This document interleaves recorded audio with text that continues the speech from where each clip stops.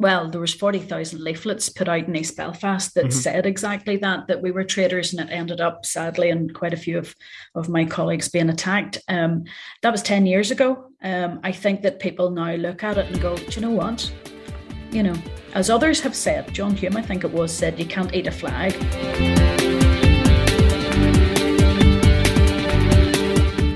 This is Here's How, Ireland's political, social and current affairs podcast, presented by William Campbell. Thank you for downloading episode 144 for the 29th of September 2022.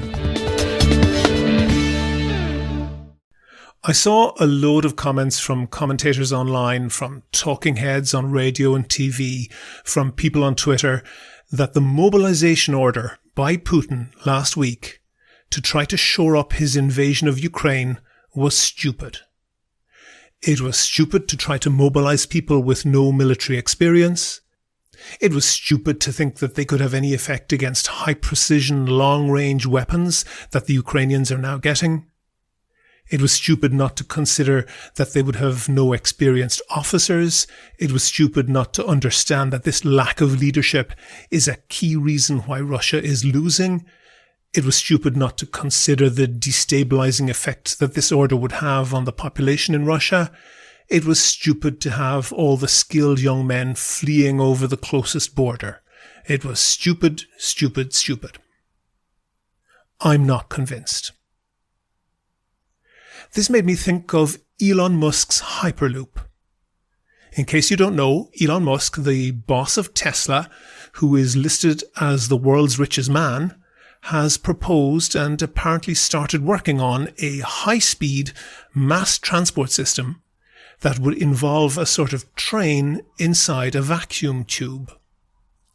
With all the air evacuated from the tube and no wind resistance, people could be transported at over 1,000 kilometers an hour, as fast as a jetliner.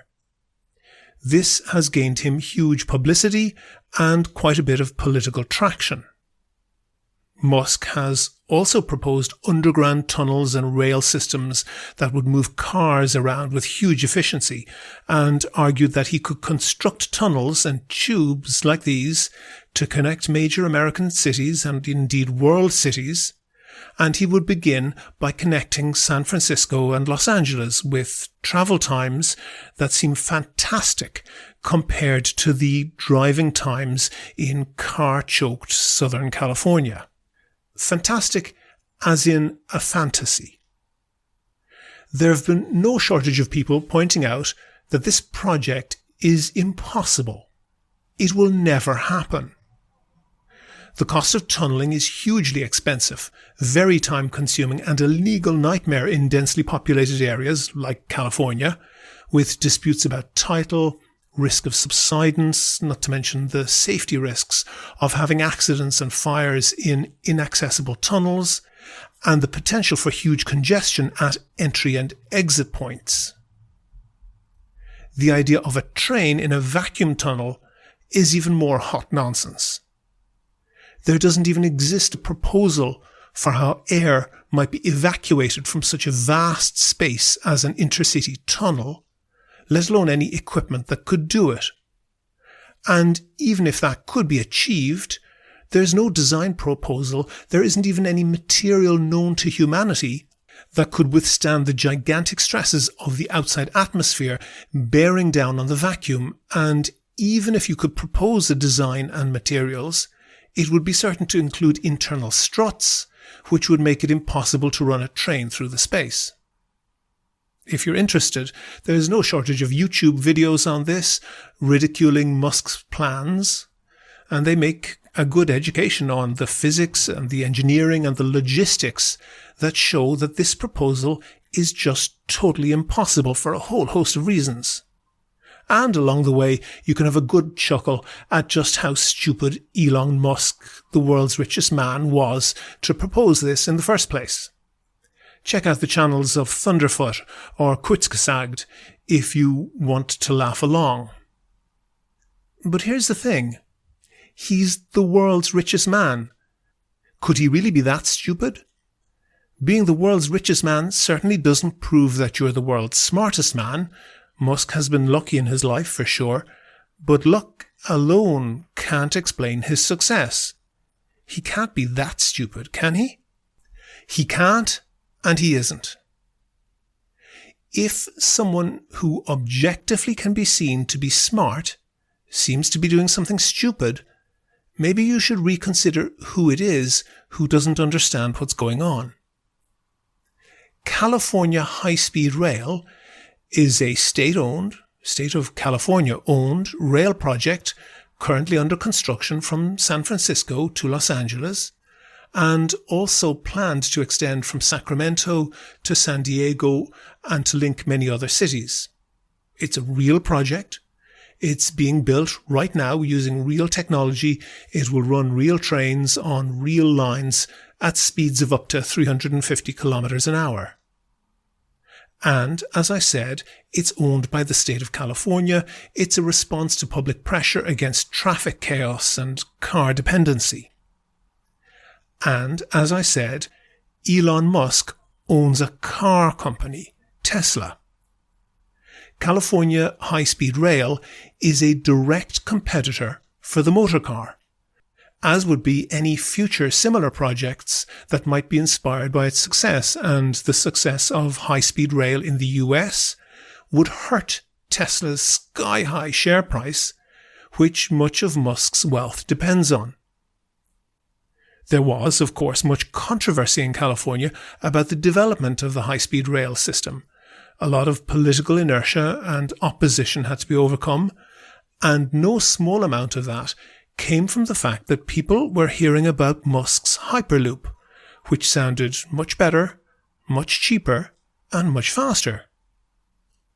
Musk has been talking about this for 10 years, although his company supposedly developing the system has less than 200 employees and doesn't seem to be doing anything much other than publicity stunts. But, just maybe, that's the whole point. Maybe Musk isn't as dumb as Thunderfoot or Kurzgesagt or all those other nerdy analysts make out. Maybe Musk looks at the hype going round in a loop as a pretty good value way of undermining support for the public transport system that threatens his vast fortune. And as for Putin, maybe he's not as dumb as all the commentators think either. Sure, he's being protected by his lackeys from all the bad news. Sure, he thinks the world smells of fresh paint because wherever he goes is freshly painted. But a lot of his enemies are dead and he's not, yet. So it's worth considering that he may not be all that stupid. First of all, it's clear that the mobilization is bigger, maybe much bigger, than the 300,000 announced. It is perhaps 1.2 million men, but it could be significantly more. It's also being concentrated in poorer, rural and particularly ethnic minority areas of Russia, of which there are a lot. There has been a lot of chatter that the failing war in Ukraine could lead to the breakup of Russia. Maybe like how the Soviet Union broke up 30 years ago, or maybe more violently. Personally, I think that's unlikely, but it's possible that, rightly or wrongly, Putin doesn't. And if you are afraid of that happening, what better thing to do than to gather up all of the fighting age men and not even send them to Ukraine, just send them to training camps, thousands of kilometers from home where they don't know the people, they don't know the lie of the land and maybe don't speak the language, and just keep them busy there. And maybe you've seen all the videos of people, mostly young educated men, in traffic jams at every border crossing out of Russia from Finland to Mongolia, or buying up every available flight out of the country. Young, educated men, the exact demographic, and self-selecting the exact cohort from that demographic that is most opposed to Putin, and in a position to rebel. Sure, he's tanking the economy, but if you were Putin, would you really be that heartbroken to see that the people who might be taking to the streets of Moscow to oust you are instead taking to every other means of transport to leave the country. And for the very few who are protesting against the war, they're carted off by the police, and many of the males among them are being served with their conscription notices right there in the police stations and put on a transport to what passes for military training camps. So even before a single untrained conscript with a rusty World War II era rifle sets a leaky boot on Ukrainian territory, the mobilization has helped Putin with a lot of his problems. That's not to say he won't still have a world of problems, and one of them might be underestimating his enemy, but that's a mistake that a lot of people should be careful about making. In a moment, we'll have that interview with Kelly Armstrong. But first, I want to say thanks to all of the patrons on Patreon. I really appreciate everyone who donates there. We don't get a huge amount of money out of it, not nearly in the same league as some other Irish podcasters I could mention. It pays for things like web hosting. Kevin and myself basically donate our time for free. It's also a great morale booster. When we get a new patron, we're really happy. It lets us know that there are people out there who are listening and appreciating the podcast. We make a big effort to cover things that are undercovered in the Irish media. You're more than welcome to listen for free, but if you think that you could do the same as the other donors and throw in the price of a trip from Moscow to Helsinki, or even the price of a trip on the Moscow Underground once or twice a month, there's details how to do that on the website and at the end of the show. On the line, I have Kelly Armstrong. Kelly has been the MLA for the constituency of Strangford since 1996, according to Wikipedia. Kelly, you were recently joined by a second Alliance Party member in your constituency, in your 5-seat constituency. But maybe just tell us very quickly a little bit about what Strangford is. What sort of place is it? Strangford, I have to say, is the nicest place in the whole of the island of Ireland, to start that off. But it's so-called Strangford constituency because it's the area around Strangford Lough. It does have large town yards, but the rest of the area is very rural. A lot of coastal communities. Politically, it would be quite a unionist-dominated area. Very few nationalists live in the area, and I see in the recent elections, usually SDLP and Sinn Féin combined get less than 10% of the vote. It's basically the centre of County Down plus the Ards Peninsula. I guess that's what it is, and all of the non-alliance MLAs are unionists. Yeah. And that was true even when there was 6 seats back prior to the Assembly shrinking slightly in, I think, 2017. Do you consider yourself a unionist? No, I don't. I don't consider myself a nationalist. I consider myself to be a person of Northern Ireland, a person who is both British and Irish, but I don't spend my days worried about whether we're united with United Kingdom or united with United Ireland. I'm of my time a post Troubles baby. I see myself as somebody who my reason for being is not to fight to keep with the Union or to keep, to have a United Ireland. I'm something else. Okay, I'll get to what your reason for being is in a moment. But just one thing that happened, you were interviewed on TV and I was talking to a colleague about this who was kind of quick to say this might have been misinterpreted a little bit, but so I'll allow you the space to give the correct interpretation. But you did say in one interview recently that given Brexit, given the difficulties over the Northern Ireland Protocol and various other issues with the London government, that you would be coming from a unionist background, even if you don't consider yourself a unionist, but moving towards being at least not hostile to Northern Ireland joining with the Republic. Do you want to maybe, in case you feel you were being misinterpreted, give us the full version of that? Well, I always say I'm not from a unionist background. I grew up in quite a nationalist area, but my thoughts on it had been I'm happy where I'm at. However, the way that things have gone in more recent times, why would we stay part of a United Kingdom? Why would we go into United Ireland? My mind is now more open to the conversations. I want to hear more about what would happen to the health system, what would happen, to the education system, what would happen to all those thousands of people who work in a civil service job in Northern Ireland. I want to find out those Before I could have said, it doesn't really bother me at all. I'm happy where I'm at. There's no border between us. We can crack on. But especially since Brexit, that hardening of attitudes towards people who are of British and Irish background, it makes it a very difficult place to be. It almost feels like the United Kingdom and Westminster is trying to get rid of Northern Ireland by making things as difficult as possible. So my mind is open to all conversations.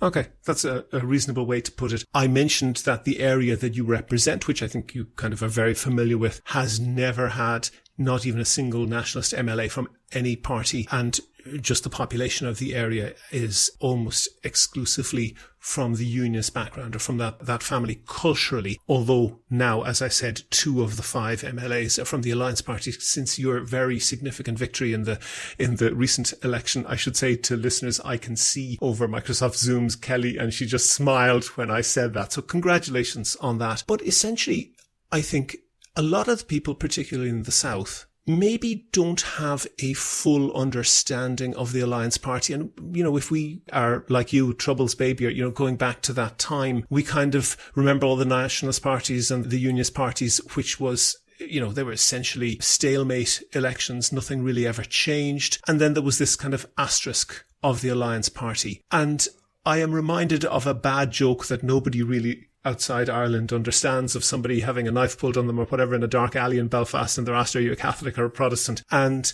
they thought they were clever saying, I'm an atheist, and the person says, are you a Catholic atheist or a Protestant atheist? So my question is the Alliance Party a Catholic neutral party or a Protestant neutral party?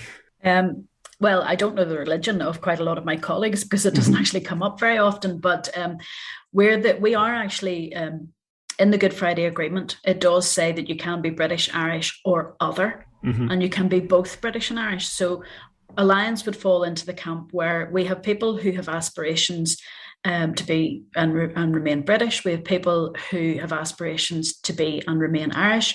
And we have others who see themselves as Northern Irish and like having sort of that dual nationality position. So Alliance is more aligned to the day-to-day politics of the place rather than the constitutional position. So we would look more at the economics, we would look more at education, at health, at all those types of political things rather than the constitution. We don't frame what we do as to where Northern Ireland may or may not be in the future. We were set up originally in 1970. We are actually older than the DUP as a party, but we came together at that time, which was, to be honest, the year I was born, so I really am a Troubles baby. We came together at that time to provide an alternative to that polarisation in politics. Now, I have to say there were a number of my previous colleagues who paid the price for that through being shot and being damaged.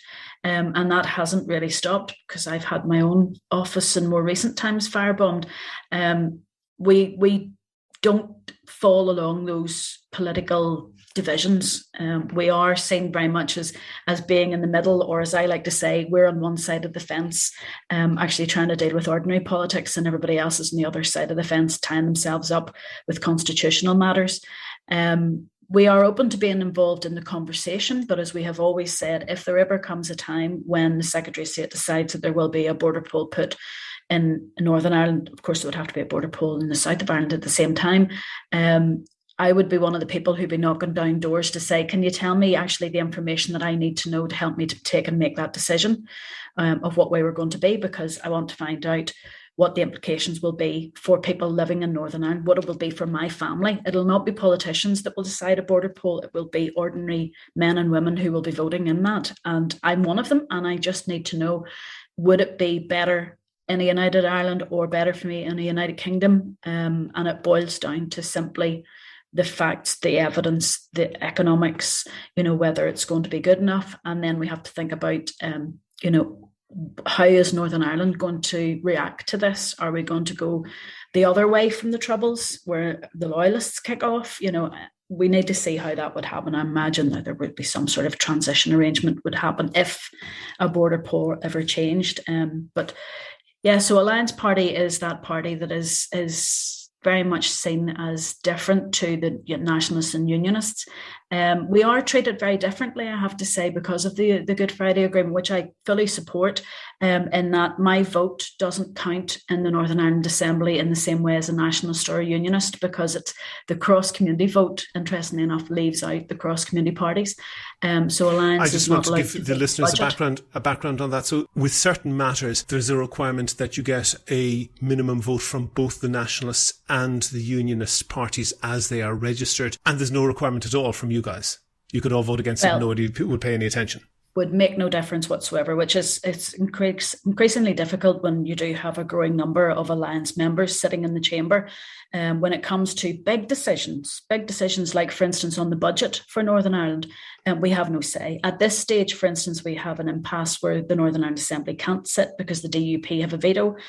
We can't do anything about that veto because as a cross-community party, unfortunately, our vote is not included in a cross-community vote, which could see a speaker brought into power and First Minister and Deputy First Ministers elected. In the same way that currently Alliance hold the Justice Minister, and Naomi Long had to be decided on party leader by a but her position as Minister for Justice was decided upon by a cross-community vote, which is interesting. Whenever she comes to the Assembly chamber, if there's a cross-community vote taken on a matter that she's bringing through as Justice Minister, her vote doesn't count on it. So there's some things that we would like to see move forward to recognise the diversity in Northern Ireland, that we're not all unionists and nationalists, not all of us have that political outlook, and that we have a fairer representation. Like the Green Party, for instance, wouldn't be involved in it, it's not allowed to vote in a cross-community vote. There are lots of parties there that we would like to see have more of a vote, and we're taking up more of the space in the Assembly. You know, when you're sitting with 20+% of the Assembly unable to take part in votes, it makes a bit of a mockery of the system. Okay.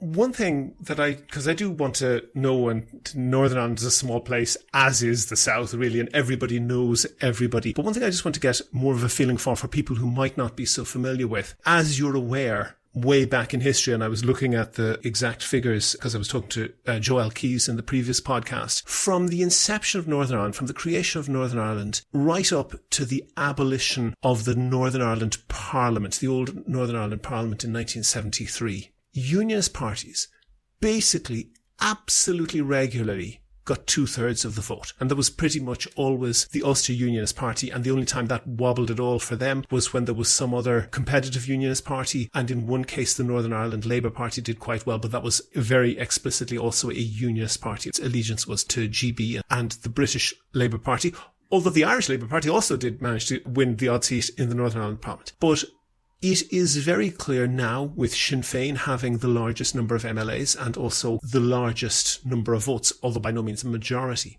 that the unionist vote has eroded very considerably. And what I'm trying to get an idea of, because Northern Ireland very much is a hereditary place, the people who vote for you, would they, maybe not themselves, but would their parents have been people who would have traditionally voted unionist? Do you have much of a either membership or voter base whose family backgrounds would have been voting nationalist? We do. We have people who come from, like myself, I came from a very staunch nationalist family. In fact, my grandfather ran for the Workers' Party way back, and it would have been considered then to be a nationalist party. But Alliance is made up of those people who, to be honest, have moved beyond the Troubles narrative. These are people who want to see fairness in society. And in the South, you have had some changes have happened where, through a citizen's vote, you now have same-sex marriage. You have that more inclusion that happens with women's rights. And that's the sort of people who are coming forward and are voting for Alliance now, people who want to see progressive liberal politics coming through. And nationalism and unionism isn't offering them that solution. And I just want to pause you on that because, and you said that you personally came from a nationalist background. The Workers' Party was a splinter group or an offshoot from Sinn Féin at one point. But what's your sense in terms of the pre-existing split in Northern Ireland? It seems to me, just looking at the demographics, that a big chunk of unionist vote has disappeared and a big chunk of Alliance vote has appeared. And there is a joke about, I'll leave the historic jokes alone after this one, but that in 1945 in Italy, 20 million fascists went to bed one night and the next morning 20 million Christian Democrats woke up, and that the fascism was sort of dealt with like that in Italy. I don't want to equate any particular tradition in Northern Ireland to that, but it does seem, if you just look at those figures, that the alliance vote is coming from people who might otherwise have been expected to be nationalists, not least because your own constituency was pretty much exclusively unionist, and now you have 2 out of 5 alliance MLAs. And this is where you see a demographic change. Younger people are coming through, and younger people, and now I'm not saying that all alliance voters are younger, because quite a number of them are my age, middle age and older, but those younger people, they were born after the Good Friday Agreement. They have no ties to that style of unionism or style of nationalism, and they're looking for something and somewhere and a party that they can vote for that gives them what everybody else in the world has. It gives them a say on social matters. And I think that's what's happening. It's not necessarily that someone's not voting for DUP. The numbers that are no, but their available, parents might have expected them to vote for DUP.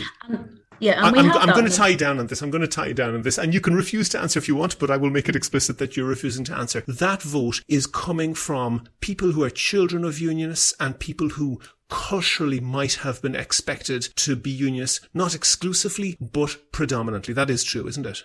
I wouldn't say that would be predominantly, because there are more people in Northern Ireland. Our census is due out this autumn that designate as Northern Irish.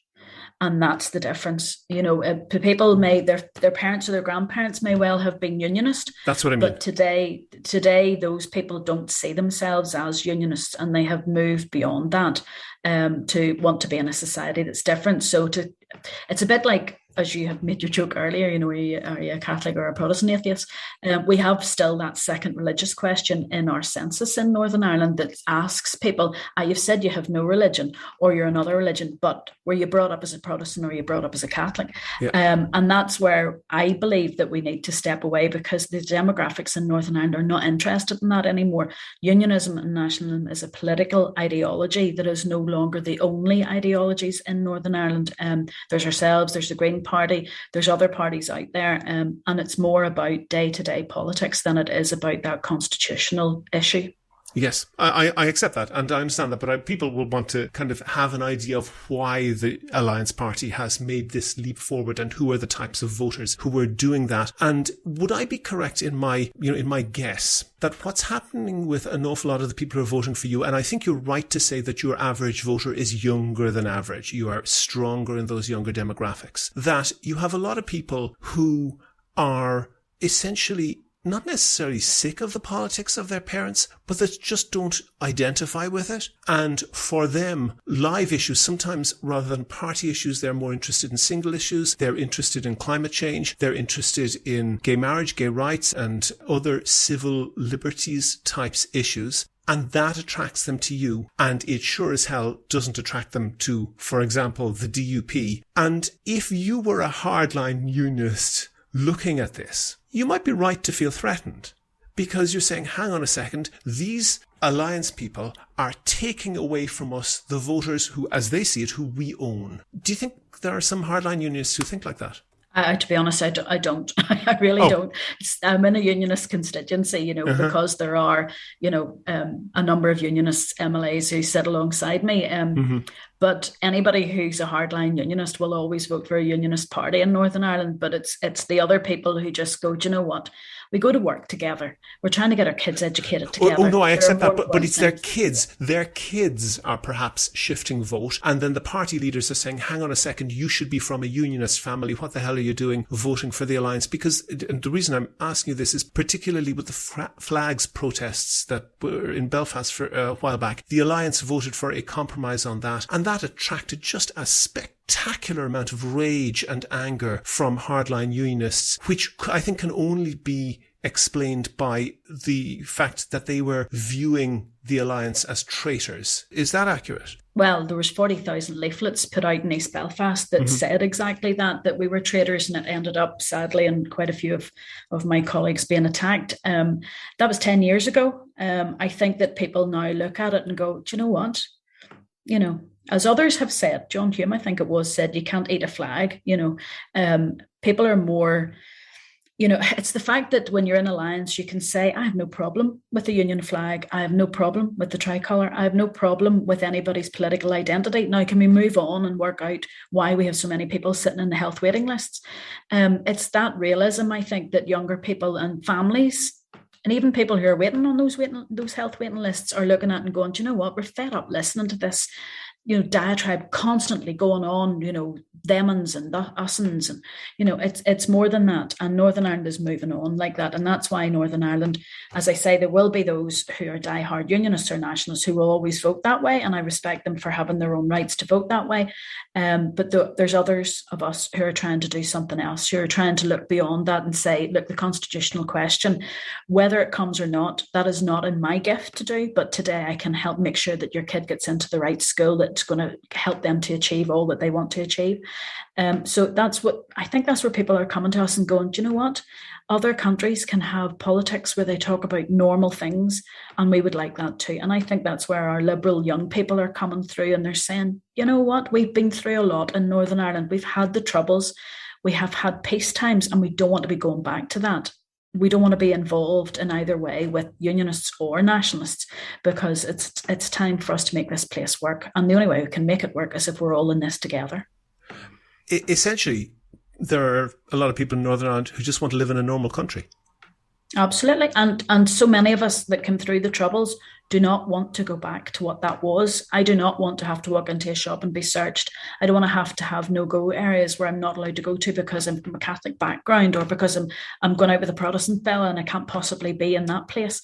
We don't want that. We don't want that. And the riots and things that happen, and that hatred that we see at different times of the year, whether there's cultural expressions happening, we don't want to see that turn into violence again. We want to be able to get on with each other. Thankfully, some of the procedures that were put in place, like for instance, fair employment, has helped people to work together. People are shopping together.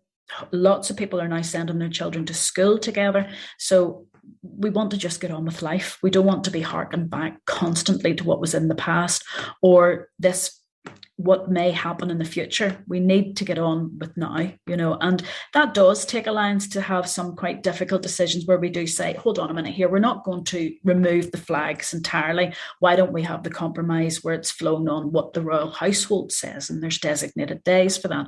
And that's what we did, but that's when people lost their minds. And unfortunately, the Ulster Unionists and the DUP put out that leaflet, and a poor policewoman was firebombed in a car over the head of it. And many of our people were threatened. But that's the hard decisions that you have to take when you're trying to move on through peace. If you just constantly try to satisfy one side or the other, then you're always going to upset someone. So we try to be that mediator. Some people think that that's all alliance do, but then we rock the boat from time to time when we say, actually, it's this middle ground. It's the integrated education. It's the power sharing. It's the shared future stuff that needs to take precedence over everything else. And maybe at that stage, then nationalist unionists get a bit threatened, because what they've always had control over, they no longer do. And there's other people coming through that are looking to move things forward. One other, and by the way, it's lovely to speak to you, and you seem like an entirely normal and reasonable person. and it's sad to have to remark on that, because sometimes when you talk either about Northern Ireland or to people from Northern Ireland, that's in short supply. But you nevertheless have to cope with a situation where, and I don't want to use pejorative terms, but you have to cope with a situation where a large majority of the population isn't engaging in what might in any other Western European country be considered normal politics. And I can hear, and I know from your platform and so forth, that you come from a generally liberal sort of centre-left type position. And the one issue that seems to crop up from that point of view is that the unionist parties, whatever about their voters, and I think they perhaps poorly represent their voters, but both major unionist parties, in fact all three if you count the traditional unionist voice, come from a conservative position on social issues that, much of the world having moved on and them not, is beginning to seem more and more extreme, and are also, I think, pretty far to the right in terms of economic issues. And does that present perhaps a problem for you in the sense that that means that you are likely to be ending up, given that Catholic stroke nationalist stroke Irish nationalist politicians, SDLP, Sinn Féin, also perhaps you'd include People Before Profit, you're more likely to be ending up voting with them on bread and butter issues than with unionists. Does that cause you a credibility problem? It causes me an issue in that it's always made out that Alliance must be part of this. They use the phrase the pan-nationalist front. When we look at our stance on things, certainly when it comes to social issues, there are an awful lot more parties that are voting alongside what our thoughts are through Alliance. But economically, we may well vote with the DUP because we can be not conservative with a large C, but conservative with a small c. When we think about what about the taxpayer and how much can we effectively give people that can be paid in a sustainable way, for instance, through benefits. So there are things that we agree with unionists. There are things that we agree with nationalists. Unfortunately, the narrative is put out there that you must be one or the other. You couldn't possibly just be on the side of ordinary people on the ground, and you're voting for things that will help families, and you're voting for things that will help people that are marginalised, whether they're gay, whether it's a woman who's looking for an abortion. And that's where unionists tend to use this very conservative with a capital C to lambast parties that are voting in a different way to them. And that's true, but just Kelly, just for 1 second, you don't really expect to hear Gregory Campbell in a way that he might be giving a fire and brimstone speech about save Ulster from sodomy or whatever. You wouldn't really expect him to be giving that type of an emotional speech about the spending deficit. But I do hear other unionists who now have maybe a gay person in their family who are still committed to being part of the United Kingdom, who now are struggling with them listening to Gregory Campbell's, and they're very conservative unionists because they don't understand where they now fit. Because they won't no vote relation, for Alliance. I should say. They won't vote Alliance because we're not a unionist party, but they're really struggling because there is no unionist party that represents people who are more liberal. And that's disappointing for me in Northern Ireland, because we do have a society that is learning to be together and to be more diverse and be more accepting. But just because you're a unionist or a nationalist, then you may not have a home if you don't exactly fit in with the narrative there. So unfortunately, in unionist circles, there are plenty of people who do still vote DUP, who will certainly vote Ulster Unionist, but who are really struggling with the fact that those parties don't represent who they are, which could be quite diverse people. TUV is a different matter. They tend to take the very nth degree on everything, but it means then that from my point of view in Northern Ireland, there are some unionists out there who are homeless, that they're still unionists and they still have to be respected as such, but who's representing them? So I know that we open our doors to everyone and anyone who needs assistance and who wants to come and get help, but it's very difficult when you see those people that they don't have political representation that's meeting all of their needs. And it's the same on the nationalist side. There's plenty of people who are conservative, quite conservative Catholics, and they're finding it more and more difficult. When the SDLP moved their position, for instance, on abortion, and it became a conscience issue, I know that there was a lot of conservative Catholics found it very difficult that they didn't have a nationalist party that represented their views, and were thinking about voting DUP. So when it comes down to those sort of legal, moral, social issues, people in Northern Ireland are really trying to look and say, do you know what? Maybe I don't need to vote the way that I've always voted because I've been unionist or nationalist. Maybe I can vote. Are you essentially saying that there are now at least some people whose other issues would force them to cross the constitutional divide? I think you're probably right, yeah. But that's a very, very small number, isn't it? I don't know. I think it's grown, especially on the women's rights issue. We've seen so many people, quite conservative Catholics, that have said that they have no other option than to vote for the DUP.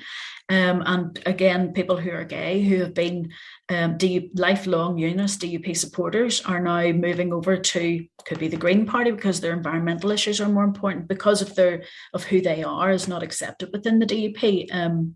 That they're finding that they have to vote elsewhere. It could be Alliance, maybe SDLP. So it's an interesting thing to watch whenever you go to an election and you look at the tallies and how they're coming in from the different voting areas. And you see actually in areas, my goodness, I wasn't expecting any votes from that area for the DUP or for SDLP. But we have a transferable vote system in the north like we have in the south. And, the number of vote transfers that cross that, sectarian line are very, very small. And I don't want to get terribly bogged down that. One question for you personally. If your constituency was 50 or 60 kilometres further south, what party would you be in? Alliance. I've been an Alliance member. No, it's further south, as in south of the border. Oh, for the south. Do you know, I don't know. I honestly don't know, because I know the slight differences between the parties, but I would have to look. It's a bit like being the cross-border issue, the border poll. I would need to actually sit down and really go through and say, what does this party stand for? Sometimes it feels like you could put a bit of paper between them, but it would be a difficult one for me because I don't know the system as well. That's okay. At least that's an honest answer. But I want to get on to one other thing for you, and you'll be aware of the Ashcroft polls, which have at different times given results that would possibly be making Ulster Unionists, committed Ulster Unionists sweat. And one of the results on that, in fact, showed 51% of people in favour of uniting. If you exclude don't knows, it was 51-49 with a nationalist outlook. I think that might have been a rogue. But what is unmistakable is that if you break down the demographics on that, you see that the only demographic that has a real unionist majority are the over 65s. And if you spread out the demographics in order, it looks like steps of a stairs until you get down to the 18 to 25s, who are something like 70% nationalist. And there are indications that people who are under 18, if you look at school enrollments and so forth, are even more strongly nationalist. It may not be 51% in favour of joining the Republic now, but this is coming down the tracks to us, and there is no stopping this train. The question will have to be answered. And the one thing that really strikes me is that whether you talk to people in the Orange Order, or whether you try to talk to people, maybe from a loyalist, more working class background, or people who are in the DUP or even in the UUP, and you try to say, well, look, in the event of reunification, what would your concerns be? How could it be made best for you? If you look at the nuts and bolts of that, the answer that you get is either it won't happen or nothing. That's dangerous, isn't it? Well, I think actually the other side of that is if we're heading towards a border poll, and I think, to be honest, there's a lot of really interesting conversations that had to be had. And to be honest, a lot of people ask people in Northern Ireland what their issues are with it, or what they're hoping for, or what they would hope wouldn't happen. They're not asking the same question of people from the South.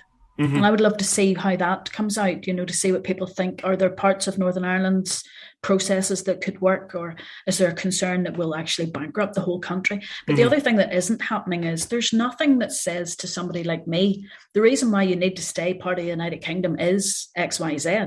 And it used to be that people would say, but if you go into United Ireland, we're not going to have the National Health Service. Well, to be honest, the National Health Service, everybody's languishing on waiting lists at the moment. People are paying money to get to see consultants so they can get higher up a waiting list. So the National Health Service isn't that golden egg, that was held up to say this is what you need to keep hold of. I think that there needs to be the conversations. What is it that Northern Ireland would want to stay as part of a United Kingdom? But again, I would love to hear that conversation coming from people who live in the South to say why they would want Northern Ireland to be part of a United Ireland, because that's the part of the argument that you don't really hear. Now, my ears are open enough that I can listen to those conversations, and if I was asked to put my tick on a paper, then I would have the informed decision of what way I would vote. But there's an awful lot of people who have closed ears, that they won't even enter into the conversations. And unfortunately, that's the issue I want to focus on. That's the issue I want to focus on, because I think that the issue of the North becoming part of the Republic, or uniting with the rest of the Republic, if you want to put it that way. As you say, there are a lot of issues to be ironed out there, but it is something that is relatively well, the aspiration is relatively well understood for people who have that aspiration. But only for those who have that aspiration. Correct, yes, of course, yes. But for the people who would be hardline against it, or who would be tending against it but are open to persuasion, or people who are perhaps in the middle, there's almost no discussion, and that's the danger. There's almost no discussion of what aspects of that would be most problematic for them. How could those be diminished? And we get people, for example, like senior Fianna Fáil politician Jim O'Callaghan, who people think perhaps might be the next leader, saying things like the Seanad could be moved to Stormont so that you would have the Dáil sitting in Dublin and the Seanad moving, sitting in Belfast, and that would be a symbolic gesture towards inclusion of the unionist tradition. There are people such as like Eamon O'Quiv who has suggested that United Ireland would join the British Commonwealth. I'm not sure that's as practical or not sure exactly what he's going after there. But that conversation is entirely absent a unionist input as to what would actually matter to them, isn't it? Yeah, because a unionist, as I've heard many times before, if they start to talk about it, then it's almost as if they're creating the border pool. So by just ignoring it and keeping out of the equation, then they're just not getting involved with the conversations. But the middle ground are having these conversations. We're having the conversations where we're sort of saying, Shannon's moving to Stormont. Why? Why would we even have a Seanad? Because maybe we'll have a completely different system. It's that conversation is, how would things work? How would we together, all parts of the island, come together? Or how would it work? It's a bit like the protocol and, what's happening with Brexit. It's the fact that I'm a huge supporter of Europe and always have been really disappointed with what happened with Brexit. How can we maintain our open borders? How can we work together? How can we keep our relationships going? I think that in unionist circles, that is such a terrifying thing to even think that if those discussions were happening, then Westminster may well get involved in those discussions, and to them it feels like a fait accompli. That's it. It's done and dusted now. We're starting the discourse towards unification. So I think from unionists, they see that as a threat, that the reason why they are unionists is because they believe in a union with the United Kingdom. And to even think about or talk about that, and that's where part of my work is this mediation, is to say to people, okay, then, but tell me what the issues are that you really cannot live with. What could you live with? They never tell you that. But the issues that they can't live with is this erosion of unionist culture. And when you try to get down into what does that actually mean, because there are Orange Marches, for instance, as an example, in Donegal. So, culture is something that doesn't have to be held back by boundaries. There's lots of people who are involved with the Orange Order all over the world. So where's the erosion happening? And unionists just have a difficulty having that conversation. Is it possible they have that difficulty because that's a code for something else? I honestly think that they do believe that it's erosion of their culture. But I've asked this question, and it is difficult to get an answer when somebody, when you say, exactly what does that mean, and somebody isn't able to give a clear answer. That does tend to indicate that that's not exactly what they mean, and you suspect that if you were to scratch the surface, that actually what they're talking about is they want the dominant place in a binary society, which is the reason why they can't answer. Well, do you know what? I can't argue with you on that one, because up until very recently, Alliance and DUP shared exactly the same position on getting rid of the mandatory coalition within the Northern Ireland Assembly, so that we didn't force all parties. Anybody who didn't want to be in government, could have a voluntary coalition and move into opposition. And until very recently, until their majority had changed, they were for a voluntary coalition. And now that majority is gone, they want the mandatory coalition, which means that they still have a seat around the table, which is very interesting to watch, because for years they would have been happy enough to push nationalists out of government. But now, whenever the option is that they could be out of government and into opposition, they're completely against that. So I think I'm sure you're going to be delighted to talk about DUP flip-flop, since they are your competitor party in your constituency for the most part.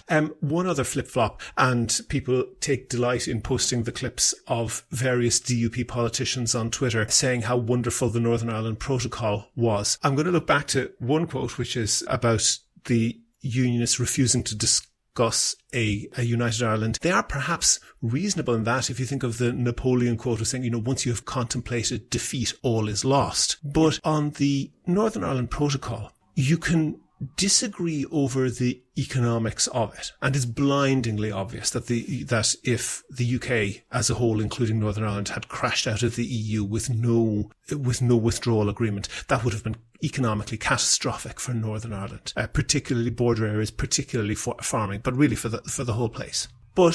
And as you say, you are a child of the Troubles. I won't say any more than that. I don't want to give away your age. But the one thing you might remember because of that is that the first IRA ceasefire was exactly 20 months after the Single European Act took effect. So once the economic border on Ireland disappeared, and people will remember the black and white and indeed in some cases colour photographs of, the stop customs somewhere between Newry and Dundalk. Once that disappeared, there was much less reason for a violent campaign, a violent nationalist campaign. And I think those two things are much more linked than people give them credit for. Within 20 months, the IRA campaign had effectively stopped for good, although it came back briefly and to a degree. And when you would have a situation with the Northern Ireland Protocol, that there would be friction in trade between Britain and Northern Ireland, but no friction at all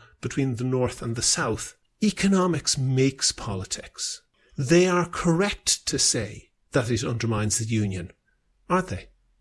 I don't think it does. I think there are issues with the agreement, and those issues need to be ironed out between the European Union and the UK government. Mm-hmm. I think that some of the matters that are being brought out are being brought up to cause problems. And we certainly know in Northern Ireland now, when we don't have an assembly, that ordinary people here are being used as leverage in negotiations whenever the Northern Ireland Assembly has no say whatsoever in those protocol negotiations. But there are issues with the protocol that need to be ironed out, and let's iron them out. Well, for instance, we have some issues with medicines. Mm-hmm. I'm a woman of a certain age who needs HRT, and we're having trouble getting the HRT stuff. So let's get the medicines sorted out. Mm-hmm. There's some issues with, for instance, pets travelling. Now, I'm just giving very general things. There are other issues with the paperwork that's used when we're going across the Irish Sea. But these are issues that can be worked out. I believe that there was now I'm a huge fan of the European Union. However, I think when they jumped very quickly, saying that they were going to take forward Article 16 before, that just left quite a few of us in Northern Ireland go, oh, please, you were doing so well up until that point, and then you shot yourself in the foot there. There's always negotiations. There's always a way forward. The protocol does need to be updated. It was pulled together, cobbled together because the original Theresa May deal had fallen through and the DUP and different people had gone against that.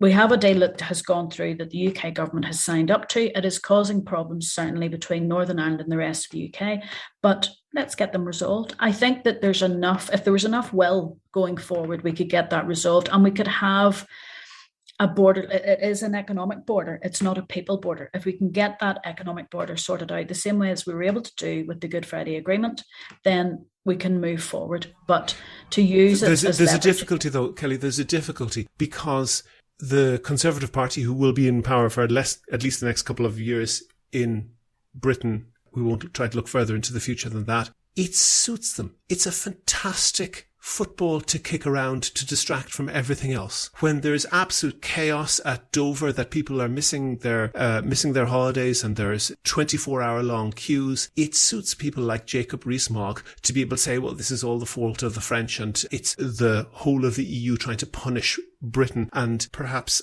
psychologists could have a lot to say about how much British politics imagines EU politics centres around them far and away above what it actually does. But the reality is that it's, from a British point of view, an irrelevant fight that it suits them to have. It keeps the Daily Mail and the Sun and the Daily Express on side, and it keeps other topics that they don't want on the front pages of the newspapers off the front pages, doesn't it? It does, absolutely. And we know full well in Northern Ireland exactly what that's like. We had the election in May, and we haven't had a Stormont party. We haven't got a working government in Northern Ireland since May. And to be honest, the Secretary of State could call another election in Northern Ireland, but why aren't they? Because, to be honest, leave Northern Ireland off to the side. It's a pain in the neck, and let it sit there, because we have other things to do. We're in the run-up in Westminster there in the run up to another election. It's a couple of years away, but they've almost taken on the American system where they're already starting that battle now. And it's all distraction tactics. We have people who are really struggling with cost of living. And every time something is coming up that's maybe not suiting the Conservatives, then they'll wave something else about the protocol about. It's really unfortunate that we don't have governments that just centre on people. Mm-hmm. And try to look after people and see what the benefits are and sit round tables and negotiate without running to the press first. And in addition to that, if you were from Northern Ireland of any political persuasion, you would be reasonable in thinking that British politics just doesn't care about you. That, for example, and I mentioned this before, the death of David Trimble was kind of a small footnote at the bottom of a sub-page on the BBC News website. It was the number one banner headline. They essentially took over the entire page on the RTE website. And if you look even at the results of your own elections, they're covered vastly better on media based in Dublin than media based in London. And it is a fear, and I'm wondering, perhaps you can speak as a spokesperson for a largely unionist community. Is there a fear that the desire for unity amongst unionists is not reciprocated? Well, the Conservatives are the Conservative and Unionist party, so But they're not really. Do they really care? Yeah. Well, I don't think that they do. It's, as I say, Northern Ireland is a pain in their neck, and I think they would rather be without us. But Northern Ireland... And how much is that internalised by the average person who, in your constituency, who votes for the DUP or the UUP? Well, to be honest, if you talk to our fishing industry, which there's quite a lot of in my Strangford constituency, they are feeling more and more that Westminster just doesn't get it. I think that unionists, if they had a cold, hard look at how things are going, they would go, yep, Westminster, to be honest, couldn't care less about us. But it's part of the United Kingdom. It's part of the devolved settlement. And that's the way it should be. But really, Westminster, all they do is they ask the questions, how much money does Northern Ireland get compared to all of the rest of the devolved nations? And should they get that amount of money? They send over secretaries of state who take no interest whatsoever. They go out and they meet a few business leaders and they take nice pictures in some of our lovely parks and gardens. But I wasn't going to refer to it, but I've got Karen Bradshaw in my notes, a Northern Ireland secretary who essentially was a member of Boris Johnson's cabinet, whose sole responsibility was looking after Northern Ireland. It wasn't aware that there was a divide between unionists and nationalists in Northern Ireland. It just wasn't aware that existed. That's spectacular level of ignorance, isn't it? Well, she had to be fair, she had a job when she was coming to Northern Ireland, the same as the late James Brokenshire, where to come over, be a Secretary of State, get the parties round the table looking at each other, not necessarily doing too much, and keep us out of the way so that we weren't annoying anybody in Westminster for a while. And that was when the direct rule part happened.